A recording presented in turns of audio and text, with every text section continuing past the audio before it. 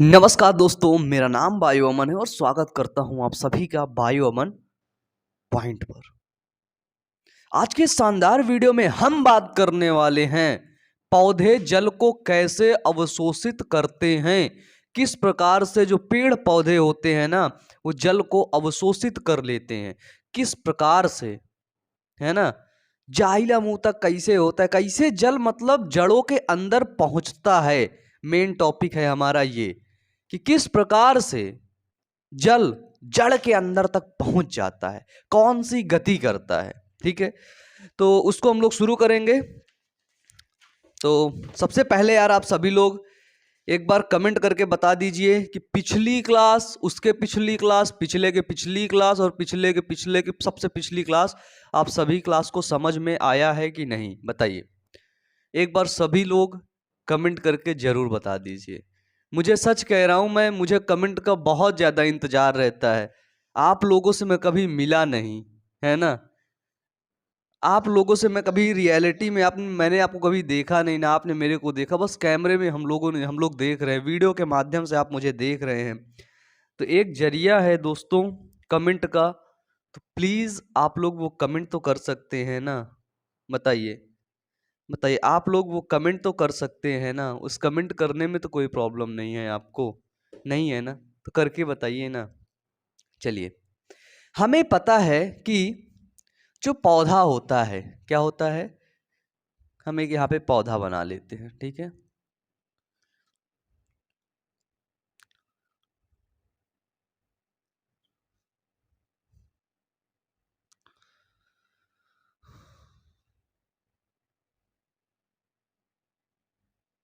ये देखिए।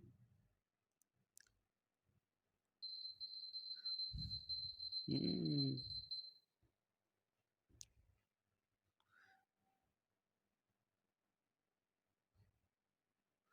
हमें एक चीज ये पता है कि पौधे में जो जड़ें होती हैं, क्या होती है, जड़ें, वही ज्यादातर जल का अवशोषण करती हैं। बताइए।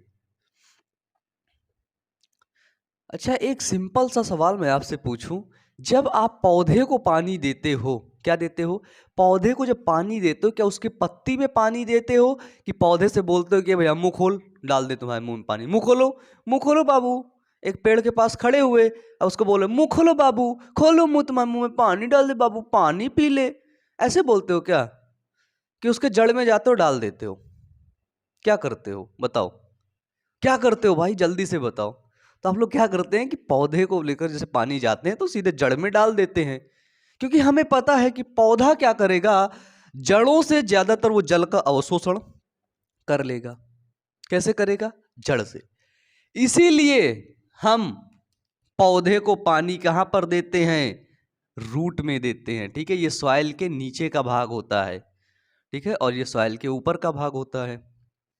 रूट में देते क्योंकि हमें पता है कि पौधे, ठीक है, जड़ों से ज्यादातर वो जल का अवशोषण ही करते हैं। ठीक है, तो जो जल रहता है, जल के साथ कुछ खनिज पदार्थ भी तो रहेगा, सोडियम, कैल्शियम, है ना, ये भी तो रहेगा, जो है खनिज पदार्थ भी तो जरूरी है। ठीक है, जिसको मिनरल्स बोलते हैं। ठीक है, तो पौधे में क्या होता है, जड़ से ही जल का अवशोषण होता है, ये चीज हमें क्लियर है। ठीक है, जड़ में होता है एक पतला पतला बाल जैसी संरचना। ये देखिए, ये देखिए, ये देखिए, पतली पतली, ये मूल जड़ है ना। फिर इसके बाद ये बाल जैसी संरचना इसी जड़ से निकली है। ठीक है, इसको बोलते हैं मूल रोम। ठीक है, क्या बोलते हैं, मूल रोम। ठीक है, हेयर रूट इसको बोलते हैं। तो जल और खनिज तत्वों का अवशोषण किसके द्वारा होता है, बताइए।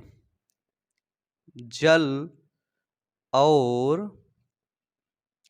बहुत इंटरेस्टिंग टॉपिक है ये, बहुत इंटरेस्टिंग टॉपिक सच में। जल और खनिज तत्वों का अवशोषण किसके द्वारा होता है। आपने क्या किया, जल को डाला यहां पर, आपके पास एक गिलास था, कफ था, और उस कफ के माध्यम से आपने जल को यहां पर डाल दिया। ठीक है, जल यहां पे नीचे पहुंचा, ये आ गया, ठीक है, आ गया। तो यहाँ पर जो ये ब्लू कलर की जो मैंने डायग्राम दिखाया है आपको, ये क्या है? ये है मूल रोम। क्या है दोस्तों? मूल रोम। यही मूल रोम क्या किया? जल का अवशोषण किया। अब मैं अगर इसको बड़ा करके दिखा दूं, ये है आपकी जैसे रूट, ठीक है, और इस रूट से निकला है आपका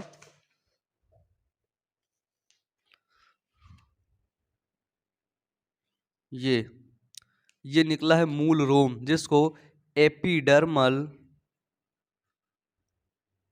हेयर के नाम से भी जानते हैं, या फिर इसको रूट हेयर बोलते हैं। ठीक है, मूल रोम।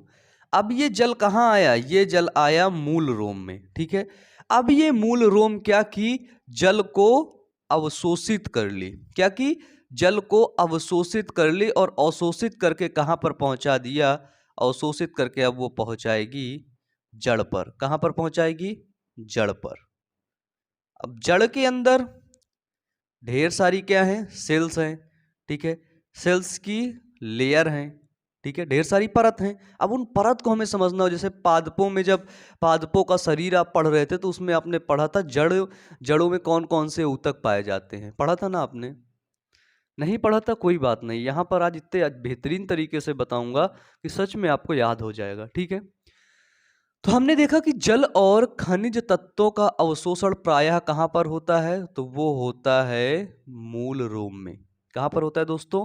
मूल रोम में होता है। ठीक है, ये देखिए, ये मूल रोम है, यहीं से जल का अवशोषण हो रहा है। ठीक है, ये मूल रोम पाई कहाँ जाती हैं? जड़ों के अग्र शीर्ष भाग पर। कहाँ पर? जड़ों के अग्र शीर्ष भाग पर, मतलब आगे वाले भाग पर लाखों की संख्या में पाई जाती हैं भाई साहब। कितनी?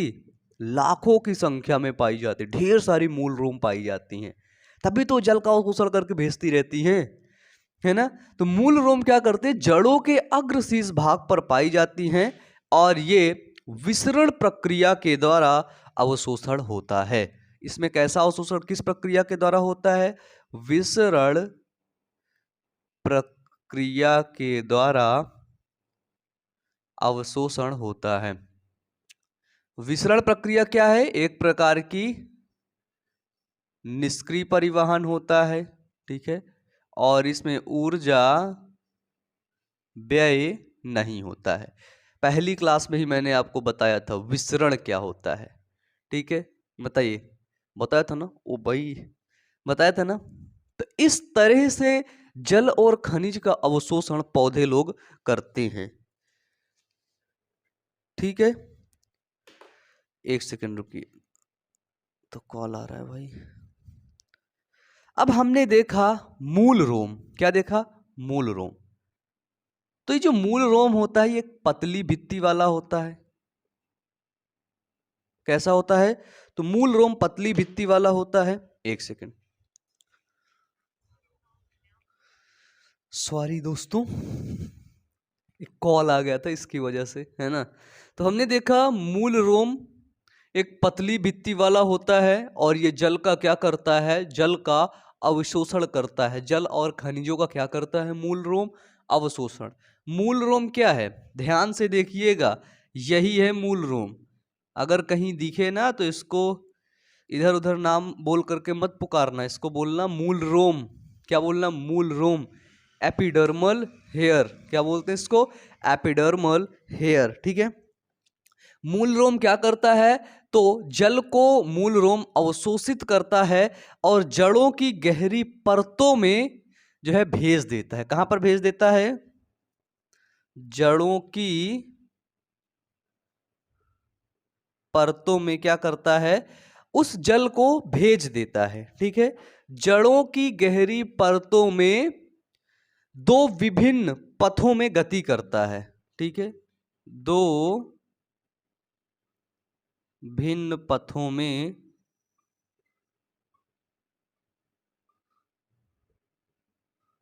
गति करता है। ठीक है, दो भिन्न पथ बन गए। अब इसके पथ, पथ मतलब क्या होता है? रास्ता, वे। पहला पथ जिसको बोलते हैं एपोप्लास्ट और दूसरा है सिम्प्लास्ट। क्या होता है? एपोप्लास्ट पथ और दूसरा है सिम्प्लास्ट पथ। ठीक है, एपोप्लास्ट और सिम्प्लास्ट। ठीक है, सिम्प्लास्ट को सजीव पथ कहते हैं। ठीक है, सजीव पथ के नाम से भी जानते हैं सिम्प्लास्ट। ठीक है, सजीव पथ। और एपोप्लास्ट को निर्जीव पथ के नाम से भी जानते हैं। बिल्कुल सिंपल है ये। ठीक है, अब देखिए, अब हमको मेन चीज समझना होगा। हमने तो देख लिया गति करता है, जल अंदर आता है, जल गति करता है, दो विभिन्न भागों में गति करता है, दो विभिन्न पथों में गति करता है। पहला एपोप्लास्ट पथ, दूसरा सिम्प्लास्ट पथ। हम देखेंगे कि मूल रोम से जल वाटर अंदर आता कैसे है। जैसे यदि आपको अपने घर में समझना, अपने घर के सबसे ऊपर टेरेस पे जाना हो तो आप क्या करेंगे? सबसे पहले आएंगे, बड़ा वाला गेट खोलेंगे, बड़ा वाला गेट से अंदर घुसेंगे तो जो अंदर का मेन गेट होगा आप उसको खोलेंगे, उसको खोल के आप अंदर घुसेंगे तो सीढ़ी जहाँ पे लगी होगी वहाँ पे कोई गेट होगा, उसको खोलेंगे। फिर उस गेट को खोल करके, जो गेट है ना, इनका नाम है स्पेसिफिक।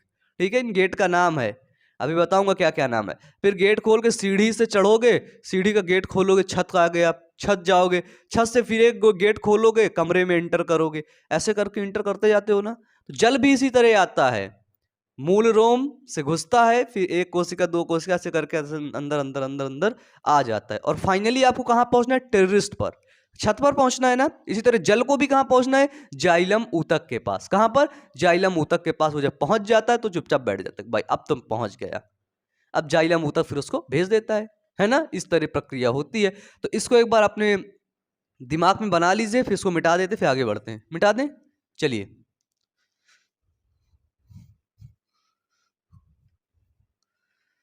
अब हम सबसे पहले, अच्छा ये बताइए, एक चीज ये बताइए, जैसे ये जड़ है, ये जड़ है, ये जड़ है, ठीक है, मैंने मान लिया ये जड़ है।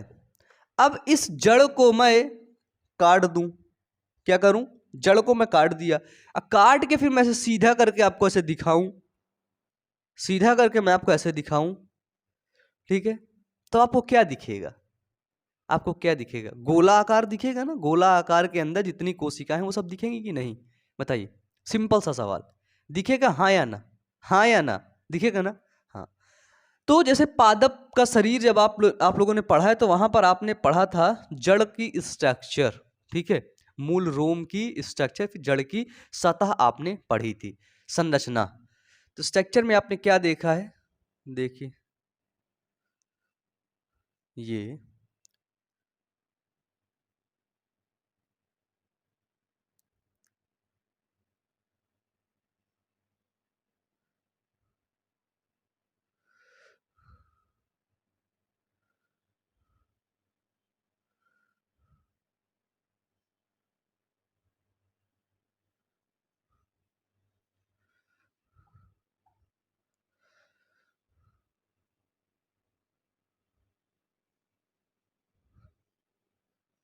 ये देखिए, ठीक है। अब इसको आप ऐसे यहाँ पे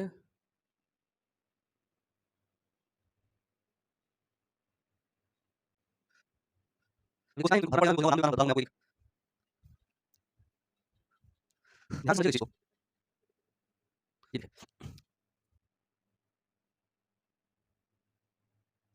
ठीक है, ये जो बाहरी वाला स्ट्रक्चर है, मैंने जड़ को काटा, काट के ऐसे गोला किया, ठीक है।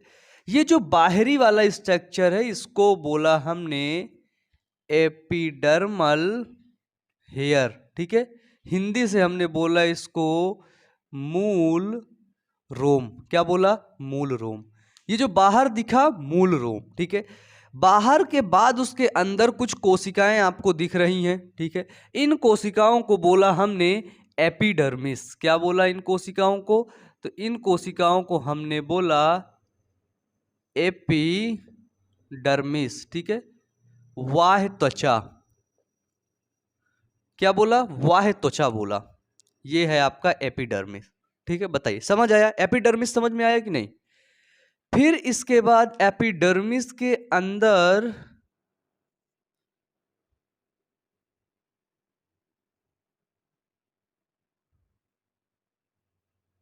हमको कुछ ऐसा स्ट्रक्चर देखने को मिला, ये देखिए, ये एपिडर्मिस के अंदर एक स्ट्रक्चर है, देखिए, जिसको हम बोलते हैं कॉर्टेक्स। क्या बोलते हैं? इसको हम बोलते हैं कॉर्टेक्स। कॉर्टेक्स। और याद रखिएगा, एपिडर्मिस के ऊपर एक पतली बिल्कुल कवर चढ़ी होती, झिल्ली चढ़ी होती, जिसको बोलते हैं क्यूटिकल। क्या बोलते हैं? क्यूटिकल। ठीक है, इस कोशिका के अंदर देखिए एक बाहर की त्वचा है, बाहर वाली त्वचा है, जिसको हमने बोला एपिडर्मिस। ये वाली जो है, ये त्वचा, हमने इसको बोला एपिडर्मिस। ठीक है, ये सभी अगर रेड से कर दिया जाए तो, ठीक है, एपिडर्मिस। लेकिन एक कोशिका अंदर की तरफ भी है, एपिडर्मिस के लेयर की अंदर की तरफ भी है, जिसको बोलते हैं हाइपोडर्मिस। क्या बोलते हैं? जो अंदर वाली कोशिका है, इसको बोलते हैं हाइपोडर्मिस। ये देखिए, ऊपर वाली को हमने क्या बोला? तो ऊपर वाली को हमने बोला एपिडर्मिस। इस एपिडर्मिस के ऊपर एक पतली झिल्ली चढ़ी होती, जिसको बोलते हैं क्यूटिकल। क्यूटिकल के बाद, एपिडर्मिस के बाद हमने देखा क्या देखने को मिला? हमको कॉर्टेक्स देखने को मिला। क्या देखने को मिला? कॉर्टेक्स। ठीक है, अब कॉर्टेक्स के बाद एक संरचना हमें और देखने को मिली, ये देखिए, ध्यान से देखिएगा, ये सभी कोशिकाएं हैं। ठीक है, इनको लाइन से याद करना होगा। ठीक है, कॉर्टेक्स।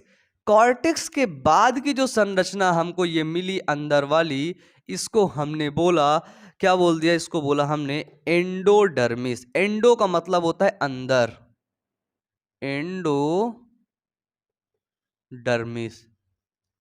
अंतः त्वचा, अंदर की त्वचा है, इसको हमने बोला एंडोडर्मिस। क्या बोला?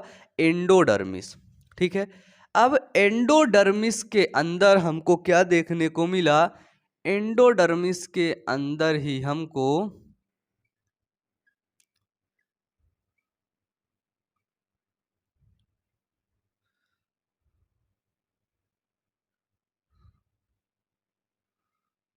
ये कुछ साइकिल टाइप का हमको देखने को मिला, जिसको हमने बोला पेरी साइकिल। इस साइकिल को हमने क्या बोला? इस साइकिल को हमने बोला पेरी साइकिल। पेरी साइकिल में हमको देखने को मिला क्या? ये कुछ आपके ऐसे स्ट्रक्चर, इन स्ट्रक्चर को हम बोलते हैं जाइलम टिश्यू। क्या बोलते हैं? इन्हीं को बोलते हैं जाइलम टिश्यू। ठीक है, जाइलम। फ्लोएम टिश्यू आपके ये यहां पर रहते हैं, ये देखिए, यहां पर भी, यहां पर भी, ये ऐसे फ्लोएम टिश्यू रहते हैं। ठीक है, और यहां पर होता है पित्त। ये देखिए, ये जो ब्लू कलर से मैंने दिखाया, ये है आपका जाइलम टिश्यू। क्या है? जाइलम। लेकिन इसमें एक तरफ देखिएगा, एक जाइलम, जाइलम जो टिश्यू है वो किधर है? एक पेरीसाइकिल के जस्ट पास है, यानी कि एंडोडर्मिस लेयर की तरफ है। ठीक है, जो एंडोडर्मिस की लेयर की तरफ होता है, उसको अपन लोग बोलते हैं प्रोजाइलम। क्या बोलते हैं? प्रोजाइलम। और जो एंडोडर्मिस से बाहर की तरफ जो जाइलम टिश्यू है, उसको अपन लोग बोलते हैं, क्या बोलते हैं? उसको बोलते हैं मेटाजाइलम। ठीक है, ये आपको देखने को मिला जाइलम टिश्यू। ठीक है, जाइलम के बाद यहां पर आपको देखने को मिला फ्लोएम। ये क्या है दोस्तों? ये टिश्यू क्या है? ये वाले ब्लैक वाले, तो ये हैं फ्लोएम टिश्यू। ठीक है, जाइलम टिश्यू हमने देख लिया, फ्लोएम टिश्यू। ठीक है, बेसिकली इसको हम जाइलम ही बोलते हैं। ठीक है, प्रोजाइलम में थोड़ा सा एक्स्ट्रा आपको बता दिया हूं। ठीक है, जाइलम टिश्यू। अब क्या होता है कि इस जाइलम टिश्यू जहां जहां पर होता है, जैसे यहां पर जाइलम टिश्यू है तो ये वाले एरिए पे, ये वाले एरिए पे, ये वाले एरिए पे और ये वाले एरिए पे क्या होता है आपका, ध्यान से देखिएगा, डाइकॉट प्लांट में क्या होता है, जाइलम टिश्यू के सामने वाले एरिए पर आपको कैस्पेरियन स्ट्रिप देखने को नहीं मिलती हैं, कैस्पेरियन स्ट्रिप, ठीक है। क्या देखने को मिलती है, कैस्पेरियन स्ट्रिप यहां पर देखने को नहीं मिलेगी और बाकी जगह आपको इसी एंडोडर्मिस की लेयर में कैस्पेरियन स्ट्रिप देखने को मिलेंगी। क्या मिलेंगी, कैस्पेरियन स्ट्रिप, ठीक है। एक सेकंड रुकिएगा, माफ करिएगा दोस्तों, लाइट चली जाने की वजह से, है ना, लाइट चली जाती है भैया।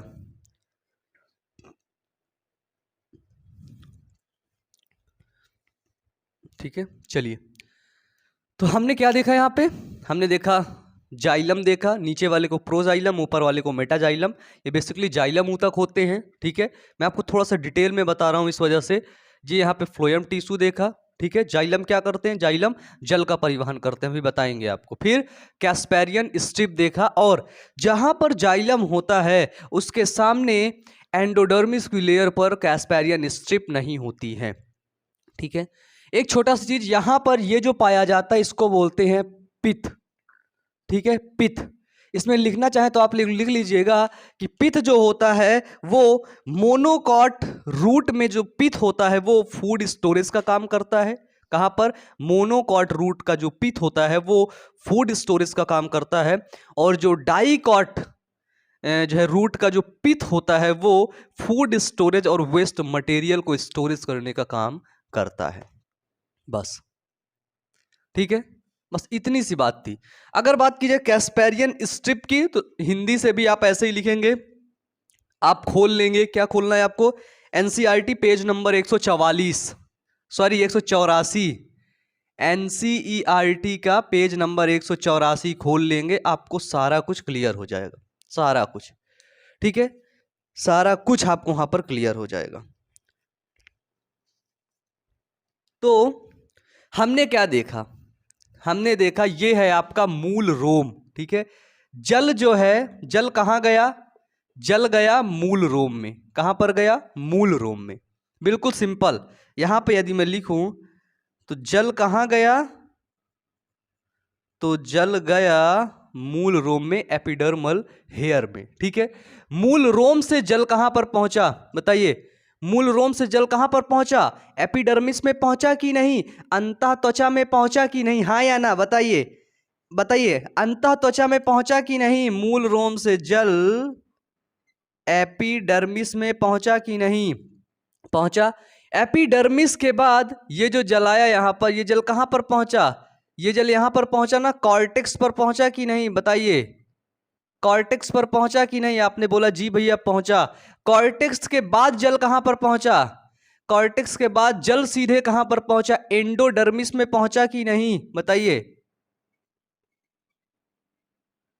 एंडोडर्मिस में पहुंचा कि नहीं, एंडोडर्मिस अंतः त्वचा में पहुंचा कि नहीं, अंतः त्वचा के बाद जल कहां पहुंचा, अगर अंतः त्वचा से निकल गया तो जल कहां पर पहुंचा, ये ब्लू वाली लाइन पर, कहां पर, ब्लू वाली लाइन पर पहुंचा, और इस ब्लू वाली लाइन को हम बोलते हैं परिरंभ, ठीक है, परिरंभ, पेरिसाइकिल, ठीक है। तो जल कहां पर पहुंचा, परिरंभ में पहुंचा कि नहीं, और परिरंभ से जल सीधे जाइलम पर पहुंच गया कि नहीं, बताइए, जाइलम पर पहुंच गया कि नहीं। सिंपल सी चीज पहले आप मुझे ये बताइए, सिंपल से, कि जल आपका जो है वो एपिडर्मल हेयर से अंदर इंटर हुआ, ठीक है, मूल रोम से कहां पर पहुंचा, एपिडर्मिस में पहुंचा, एपिडर्मिस से कॉर्टेक्स में, कॉर्टेक्स से एंडोडर्मिस में, एंडोडर्मिस में ध्यान रखने वाली बात है, एंडोडर्मिस में एक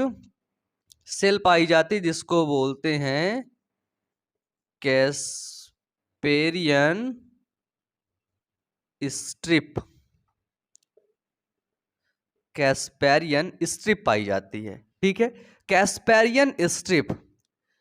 तो जल क्या हुआ, जल यहां से गति किया, जैसे ये मूल रोम की कोशिका है। ठीक है, ये आपकी एपिडर्मिस की कोशिका है, ये आपकी कॉर्टेक्स की कोशिका है, ये आपकी एंडोडर्मिस की कोशिका है, ये आपकी परिरंभ है और परिरंभ के बाद सीधे जाइलम है। ठीक है, ध्यान से समझना जो कैस्पेरियन स्ट्रिप होता है, क्या होता है, जो कैस्पेरियन स्ट्रिप होता है, एक वैज्ञानिक थे जिसका नाम था कैस्पेरी। ठीक है, तो कैस्पेरी नामक वैज्ञानिक ने इसी एंडोडर्मिस में खोजा कि कैस्पेरियन स्ट्रिप होता है, और ये कैस्पेरियन स्ट्रिप लिग्निन और सुबेरिन कार्बोहाइड्रेट से मिलकर के बना होता है। ठीक है, लिग्निन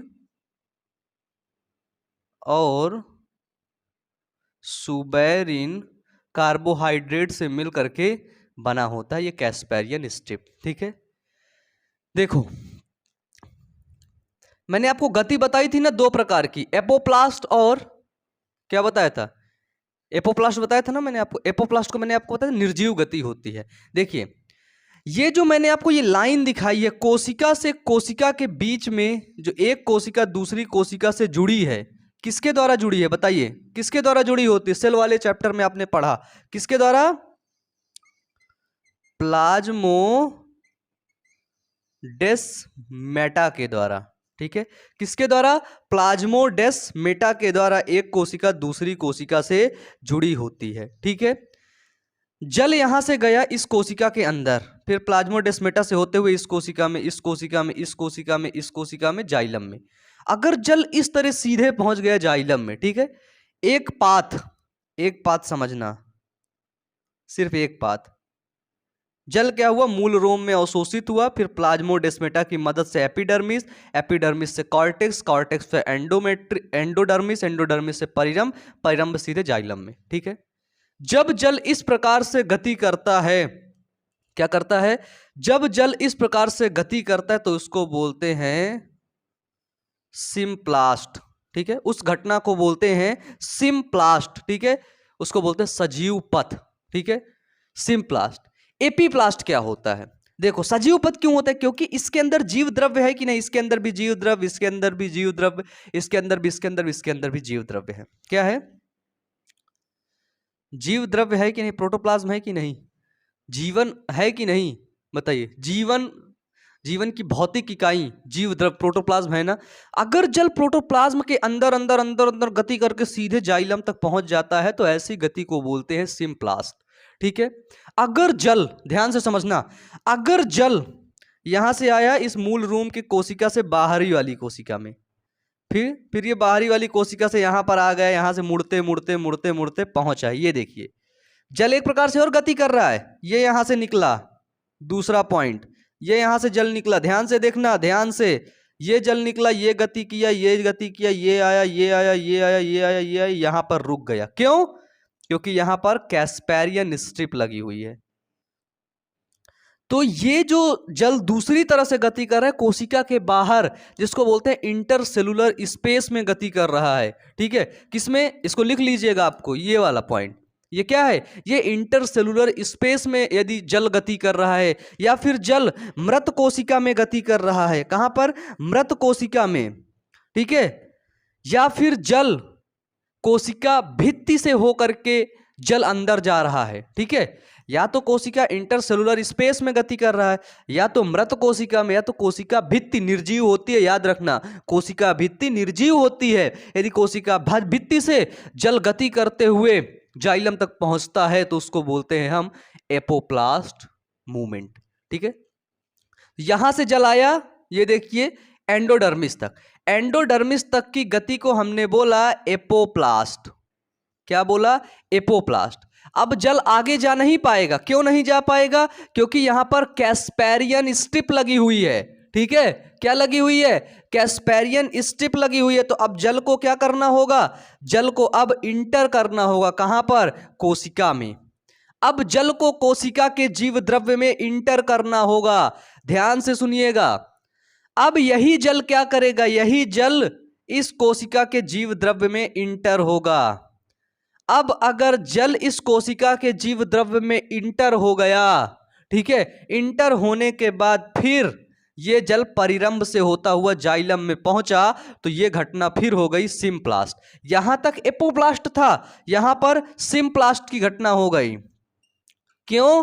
क्योंकि जल जीव द्रव्य में इंटर हो गया, ठीक है। अब ये सजीव पथ हो गया, अभी तक निर्जीव पथ।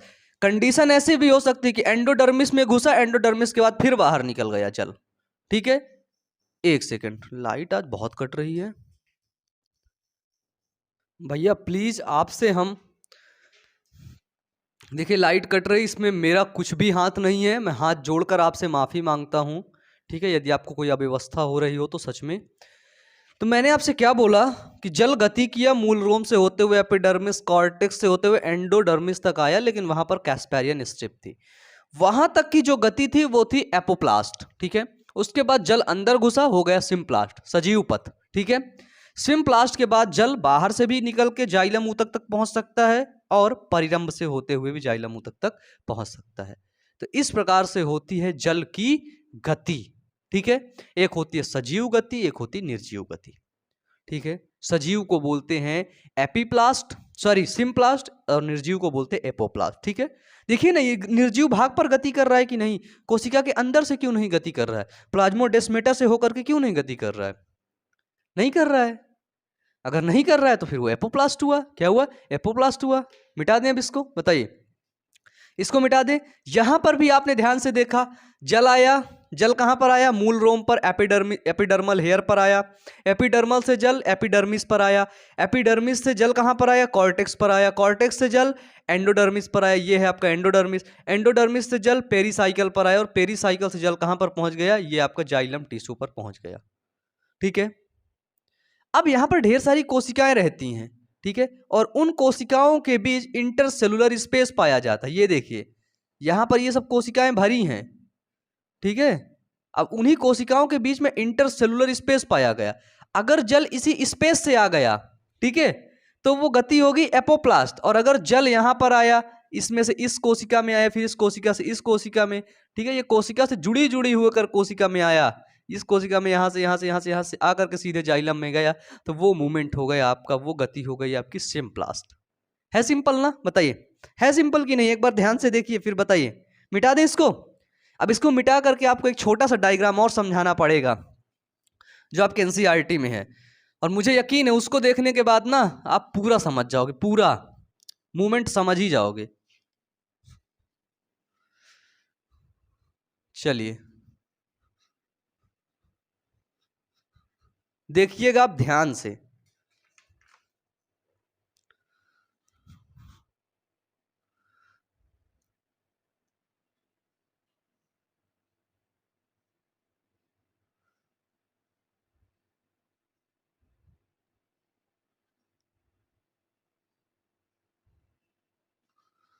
ये सभी आपकी कोशिकाएं हैं, ठीक है।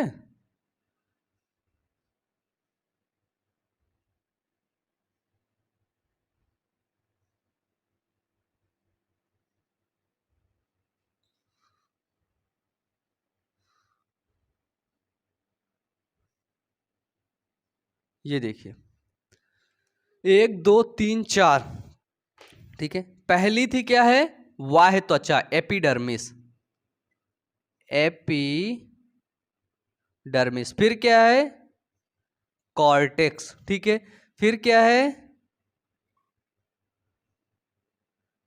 एंडोडर्मिस, फिर क्या है आपका, पेरीसाइकल, ठीक है। पेरीसाइकल को क्या बोलते हैं हिंदी में, पेरीसाइकल बोलते हैं परिरंभ, ठीक है। और परिरंभ के बाद है आपका ये क्या है, ये है आपका जाइलम, ठीक है। अब देखिए इसके ऊपर एक लेयर अभी और चढ़ाना है,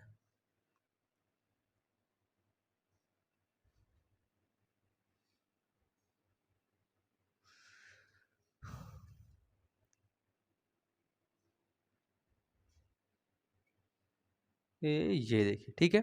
मैंने आपको क्या बोला कि जो एंडोडर्मिस लेयर है, क्या है, एंडोडर्मिस लेयर, उस एंडोडर्मिस लेयर में कैस्पेरियन स्ट्रिप पाई गई, ये देखिए एनसीईआरटी में साफ साफ लिखा है, क्या पाई गई, कैस्पेरियन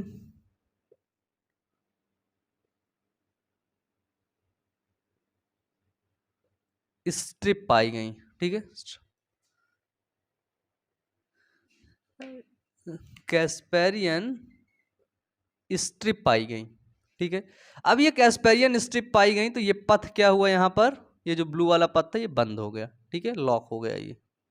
अब देखिए ये यहाँ पे जल आ रहा है,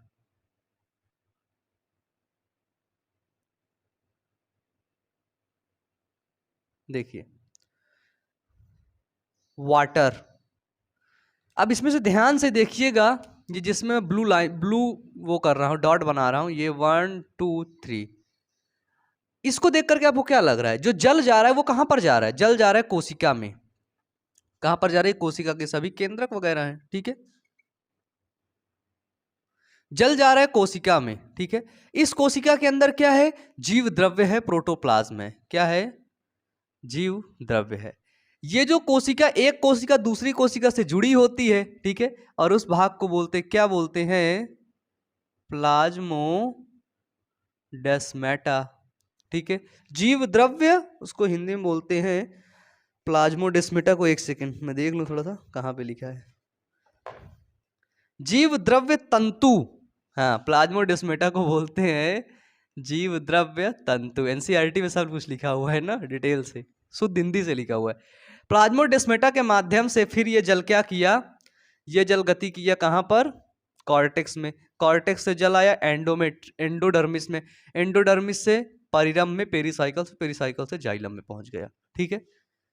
तो ये जो गति हो रही है सीधे, इसको हमने बोला, क्या बोला, इस मूवमेंट को हमने बोला सिम्प्लास्ट, बस, ठीक है। अब देखना दूसरी गति क्या हो रही, ये जो स्पेस पाया गया इसको, ये क्या है, ये है इंट्रासेलुलर स्पेस,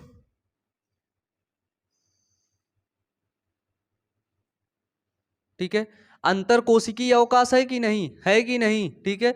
यहां पर ये क्या है, ये इसकी कोशिका भित्ति है, क्या है, कोशिका भित्ति, ठीक है।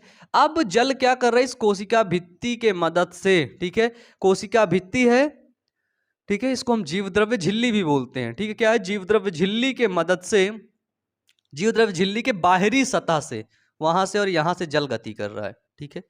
जब ये जीवद्रव्य झिल्ली के बाहरी सतह पर जल गति करते हुए करते हुए करते हुए कहां पर पहुंच गए, एंडोडर्मिस में। तो जो ये गति हुई, कौन सी, जीवद्रव्य झिल्ली से गति हुई, इस गति को हमने बोला एपोप्लास्ट, क्या बोला, एपोप्लास्ट, ठीक है। अब यहां से जल तो कैस्पेरियन स्ट्रिप को भेद पाएगा नहीं, ठीक है, ये सुबेरिन और लेग्निन से बनी होती है, कौन, कैस्पेरियन स्ट्रिप, और कैस्पेरियन नाम के वैज्ञानिक ने इसको खोजा था, ठीक है। तो जल यहां से तो जाएगा नहीं, जल को क्या करना होगा, अपना रास्ता अंदर की तरफ मोड़ना होगा, ठीक है। ये देखिए जल क्या किया, जल अंदर की तरफ गया, जब जल अंदर की तरफ गया तो जल यहां पर पहुंच गया, ये देखिए। तो जल जब यहां पर पहुंचा तो इस गति को हमने बोला, यहां पर जो गति हो रही है उसको हमने बोला सिम्प्लास्ट, ठीक है, सिम्प्लास्ट हुआ। सिम्प्लास्ट के बाद जल यहां से फिर इस कोशिका से बाहर निकलकर यहां से गति कर सकता है, यहां से गति करेगा तो फिर कौन सी गति होगी, फिर आपकी गति होगी आपकी एपोप्लास्ट, ठीक है। और अगर जल फिर अंदर से चला गया तो वो हो गया सिम्प्लास्ट। इस प्रकार से जल अंदर तक पहुंच जाता है। ये कोशिकाएं हैं आपकी, एपिडर्मिस, कॉर्टेक्स, एंडोडर्मिस, पेरिसाइकल और जाइलम, ये कोशिकाएं हैं, ठीक है। इन कोशिकाओं को आपको याद करना होगा, ठीक है, इनके चक्र को आपको ध्यान से समझना होगा, तभी आपको कुछ चीजें अच्छे से समझ में आएंगी, जब आप इनके चक्र को ध्यान से समझ जाएंगे तो, ठीक है।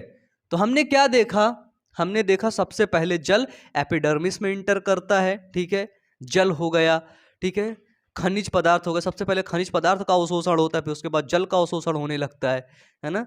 तो इस प्रकार से जल आपका गति करता है, एपिडर्मिस से कॉर्टेक्स, एंडोडर्मिस, पेरिसाइकल, जाइलम, ठीक है।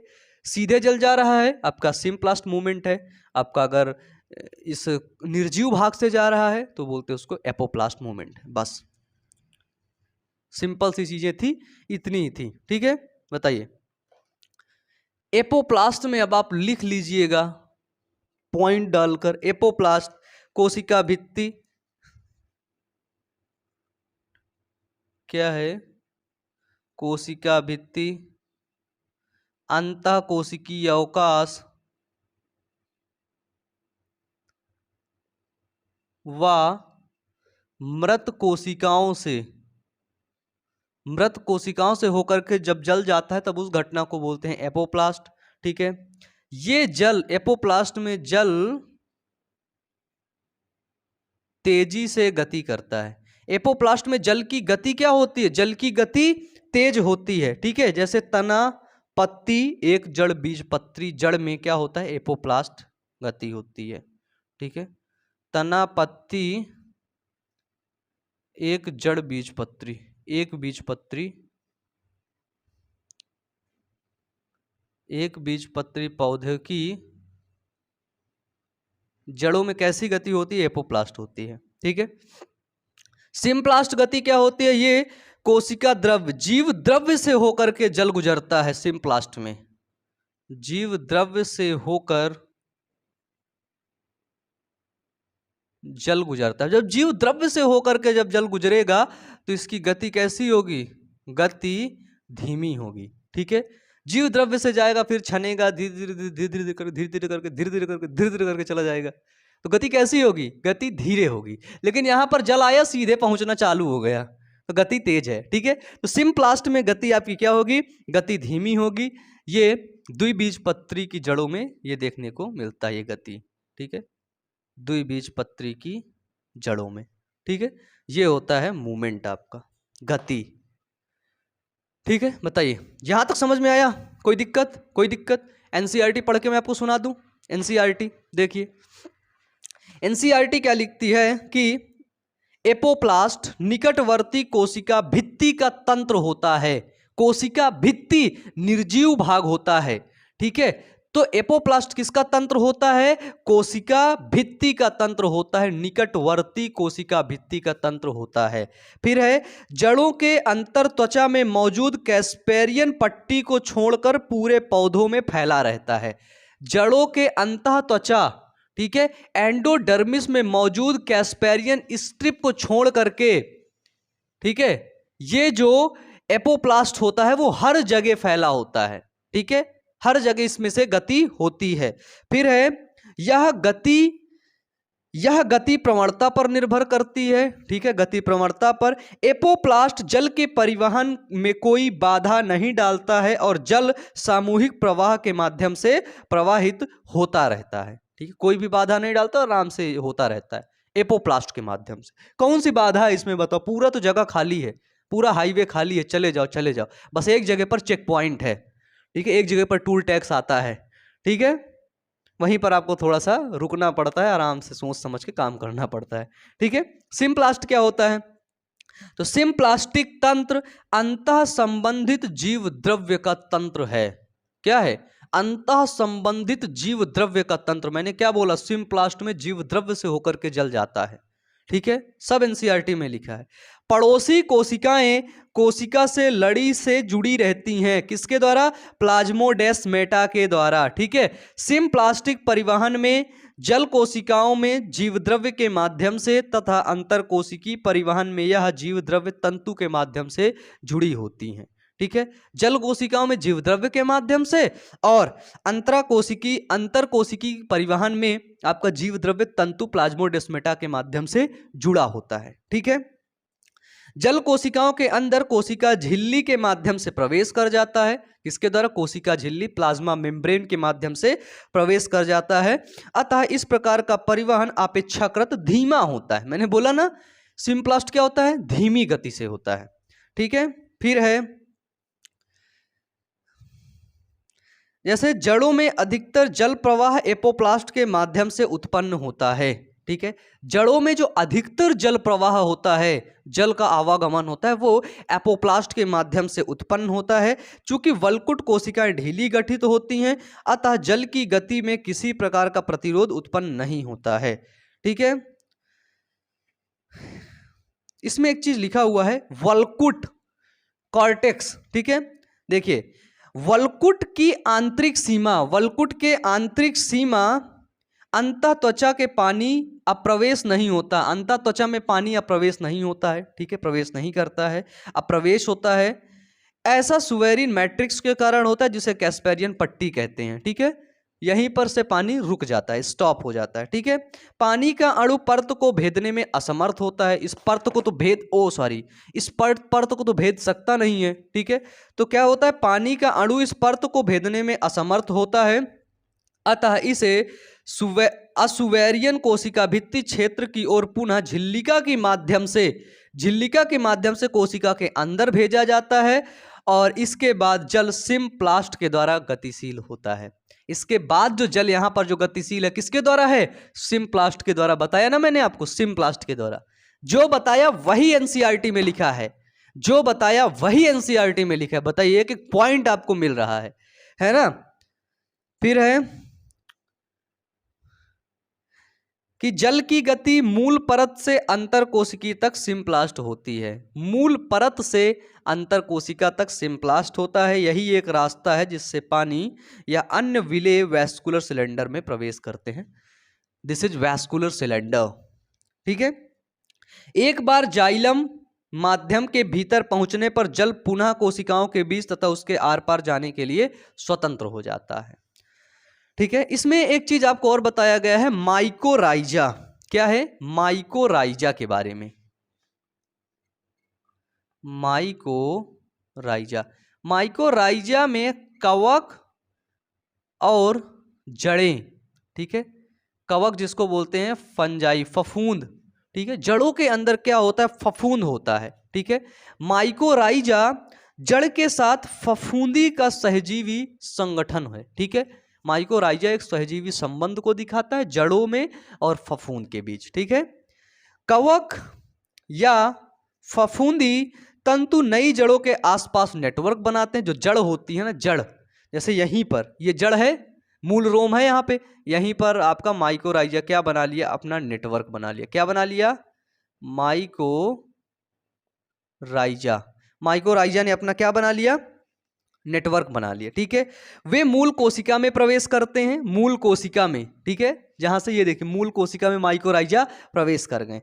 कवक तंतु का एक बड़ा व्यापक तल क्षेत्र होता है जो भूमि से खनिज आयन और जल को मूल से अधिक मात्रा में अवशोषित करता है।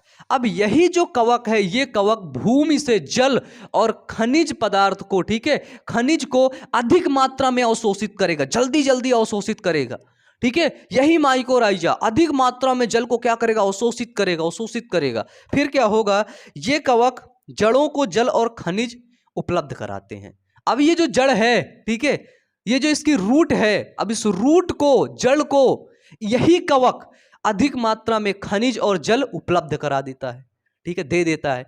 अब क्या होगा, इसके बदले में जड़ें भी माइकोराइजी को शर्करा और नाइट्रोजन समाहित यौगिक प्रदान कर देते हैं, ठीक है। जड़ क्या करती, इतना ज्यादा जब जल उनको मिल जाता है तो जड़ें भी सोचते हैं कि ठीक है, इस माइकोराइजी को भी कुछ दे दो, माइकोराइजा को भी कुछ दे दो। क्या दे देते हैं उसको, इसके बदले में शर्करा और नाइट्रोजन समाहित पदार्थ, नाइट्रोजन समाहित यौगिक उसको दे देते हैं माइकोराइजा को। तो माइकोराइजा भी खुश, जड़ भी खुश, माइकोराइजा भी खुश, जड़ भी खुश, ठीक है। माइकोराइजा कुछ पौधों में होता है कि माइकोराइजा की उपस्थिति के बिना, ठीक है, वो सर्वाइव भी नहीं कर सकते। जैसे चीड़ का बीज ना तो अंकुरित हो सकता है और ना ही स्थापित हो सकता है, किसके, माइकोराइजा के बिना, ठीक है। किसका बीज, चीड़ का बीज, चीड़ का बीज, ठीक है। तो ये माइकोराइजा क्या करता है, माइकोराइजा जड़ को अधिक मात्रा में जल और खनिज पदार्थ देता है और बदले में जड़ इस माइकोराइजा को शर्करा और नाइट्रोजन समाहित यौगिक देता है, ठीक है। तो माइकोराइजा भी खुश होता है और जड़ भी खुश होता है, ठीक है, क्योंकि जड़ को पानी मिल रहा है और माइकोराइजा को आराम से बैठे बैठे शर्करा और नाइट्रोजन समाहित यौगिक मिल रहे हैं, ठीक। ये थी आपकी पूरी कहानी कि पौधों में जल कैसे अवशोषित होता है, ठीक है। अब इसके बाद का हमारा एनसीईआरटी का पॉइंट है, जल एक चलन प्रक्रिया होती है, सब आप पता ही है। अब अगला पॉइंट है आपका मूल दाब, वाष्पोत्सर्जन, खिंचाव और वाष्पोत्सर्जन, ठीक है। तो चलिए, अब ये सारी चीजें हम लोग पढ़ेंगे नेक्स्ट क्लास में, ठीक है।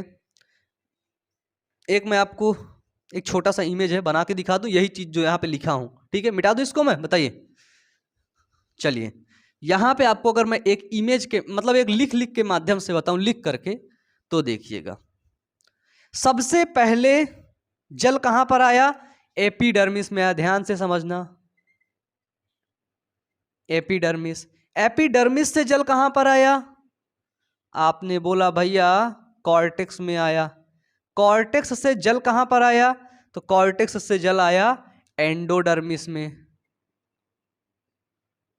एंडोडर्मिस में, ठीक है। तो यहां से यहां तक जो जल आया वो कैसा है? वो सिम्प्लास्ट है, ठीक है, या फिर उसको हमने बोल दिया एपोप्लास्ट, कोशिका के बाहर आया, ठीक है, एपोप्लास्ट है, ठीक है। अब ये एंडोडर्मिस में एक लेयर है जिसको हमने बोला कैस्पेरियन स्ट्रिप, ठीक है। अब उस कैस्पेरियन स्ट्रिप में जब जल इंटर नहीं कर पाएगा तो जल एंडोडर्मिस के अंदर चला जाएगा, और फिर परिरंभ है, फिर परिरंभ के बाद जाइलम है। तो फिर यहां से जल कहां से शुरू होता है? कोशिका के अंदर शुरू होता है, यानी कि सिम्प्लास्ट शुरू हो जाता है, ठीक है, ये घटना होती है, ठीक है। इस प्रकार से जल क्या होता है, निर्जीव पथ से गति करते करते उसको सजीव पथ में इंटर करना ही करना होता है, ठीक है। तो मिलते हैं नेक्स्ट क्लास में। नीचे कमेंट बॉक्स में जरूर कमेंट करके बताइएगा। धन्यवाद।